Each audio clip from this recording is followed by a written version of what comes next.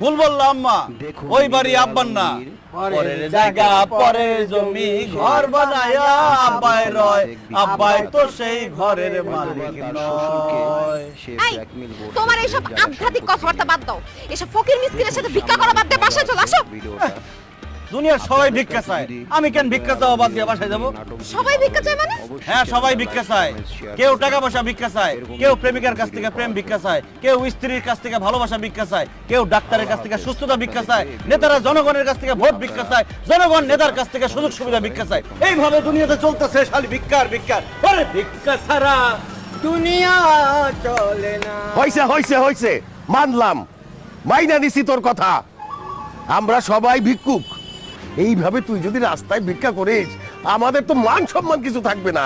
হইছে, অনেক হইছে, এবার চল বাড়ি চল। আব্বা, তুমি প্রথম কথাটা কি বললা? কইছি আমি তোর সব কথা